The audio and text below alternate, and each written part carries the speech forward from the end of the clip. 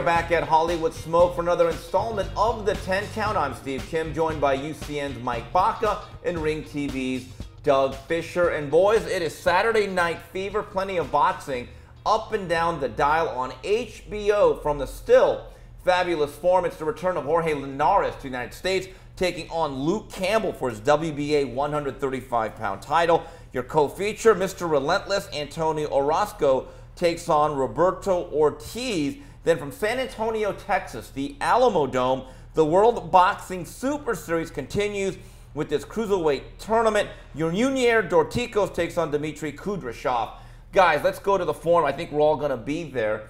Interesting stat. Jorge Linares has not fought in the States since 2014. He's been a road warrior, Doug. Yeah, and I think the last time he was in the States, it was at StubHub, and he was fighting a journeyman. Ira Terry at the StubHub. So we didn't get to see him long, and he wasn't in with a quality opponent, the type of opponent, the type of quality to where we can see his qualities. Yeah. When he's matched with a world-class or near world-class opponent, I think that's when we really get to see his ring artistry. I remember being introduced to him. This was in the mid-2000s. I'm at Wild Card. Manny Pacquiao was preparing for one of his fights, either against Marquez or the rematch with Morales. And I'll never forget, the late, great Macafoley goes, son, I think I just saw the best 19-year-old prospect I've ever seen. And I said, who? This kid from Venezuela, Linares. I go, who are you talking about? And Rudy Hernandez walks in. And then Maca says, go talk to Rudy. He's the one bringing him in for sparring. And I'm not going to lie to you, this guy looked like a more stylish version of Juan Manuel Marquez, but maybe, obviously, without not the grit or the durability. Mike, is Linares the greatest case of a guy being written off more than once, actually making a career out of it? Yeah, because we have seen him get knocked out pretty brutally, twice in a row, in fact. But that's, what, 5-6 years ago now? Yeah. And I think he's done brilliantly since then, going into this fight against Campbell, who's a heralded British amateur. A gold medalist, I believe. Yes, Olympic gold medalist. Great amateur career. He came out of the gate into the pros, knocking everybody out. But once he got up to that next level of competition, we saw him falter against Ivan Mendy, which was a split decision that I thought was a deserved loss for him. I thought Mendy won that fight convincingly. But Campbell has shown that he came back, and coming off a knockout of Darlis Perez, I think. I don't know if he's ready for a guy like Linares, but I think we're surely going to find out. He's quality, though. He is quality. Yeah, he's got some class. And I think, because I don't think he's going to be getting in a firefight with Linares. And I think that actually kind of helps him. But really, shouldn't he, though? Maybe. Linares' chin, and he is a bleeder. Sure. Don't you want to, if you make it a finesse fight where Linares is able to just do what he wants on the outside, he'll pay you to do that, though. You want to, look, I was there, and I think you were there too, when Antonio DeMarco was getting beat for 9.5, 10 rounds, but he kept sticking his nose in the pile, and we saw what happened. I don't think you can finesse it against Linares. You've got to play to his weaknesses. You got to try to clip him. Exactly. Can he do that is the question. Well, no, but he's got to try. At least try. Going back to Linares, loses to DeMarco. They're going to set up a summer rematch. Then he loses to Thompson, Sergio Yayo Thompson. And I thought, I was like, in one round, I'm not going to lie to you, as his biggest fan, I was digging the grave. I had shovel on my boots. I think this is one of the great reclamation jobs that Robert Diaz and Golden Boy has ever done. They've done a great, it's every bit as good of a rebuilding job as Manny Stewart did with both Lennox Lewis and Klitschko and Vladimir Klitschko. And Klitschko in particular, because Klitschko was stopped 3 times.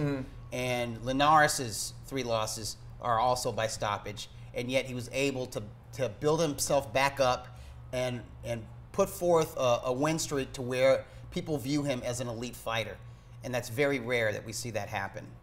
And he's really, I'm really excited about this Saturday because I want to see him live. I've been watching him on streams and on TV for maybe his last 5 or 6 fights, and his last 2 fights against Anthony Crolla, he's just looked brilliant. And I've been thinking to myself, I want to see this live. So we get the opportunity to witness this ring brilliance. Mike, gun to head, is he the best lightweight in the world? I'm not sure. Yeah. I think Mikey Garcia is. Yeah. And Robert Easter's a tough out for anybody. Absolutely. Let's hope we get to see a series of fights between those gentlemen. Guys, I love this Dorticos-Kudryashov fight. I think it's one of the highlights of the World Boxing Super Series. And it's in Alamodome, and we're talking about it off air. There hasn't been a lot said about it. And how much of a buzzkill is it? And I get it. We live in 2017. This is the era of Netflix and streaming. But has the luster been lost in America without a regular television deal? Maybe a little bit, especially because, was it last week or 2 weeks ago, we all tuned into the Huck Usyk fight, and the stream was working fine for 6 rounds. It was. And then it just cut off, and, you know, that was kind of disappointing, and especially because the stream looked so good. And, yeah. You know, Huck was actually putting on a pretty good fight, even though he was losing. He made it fun. Yeah, he made it fun. It was a fun fight.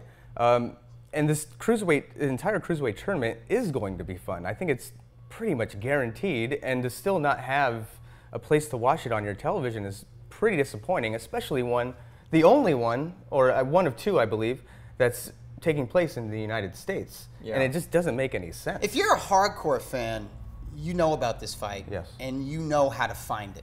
If you don't go to the World Boxing Super Series website, you know other streams. Yeah. You'll go to some Russian YouTube TV channel, and you'll watch it there, and you don't care that it's, you know, that it doesn't have English commentary or whatever, and you know who these fighters are.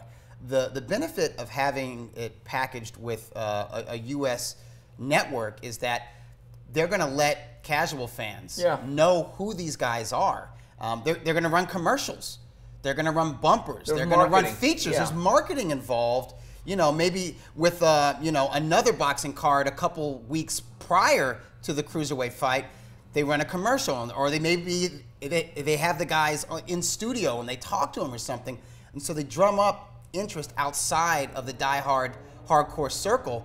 And I think that's necessary for this tournament, and I think this tournament is worthy of it because we really have the world's best cruiserweights going at it. The winner of this cruiserweight tournament will be like the undisputed cruiserweight champion of the world. That's a big deal. Yeah. And beyond all that, cruiserweights at the world-class level always deliver. Yes. It's always an entertaining fight, and I think this fight's going to be entertaining. How could it not be? Yeah, so if you want to watch it, go to the World Boxing Super Series website. You could sign up. It's free in America, and good luck with the stream. All right, well, that's it for this installment of the 10 Count. On behalf of Michael Baca and Doug Fischer, this is Steve Kim saying goodbye, everybody.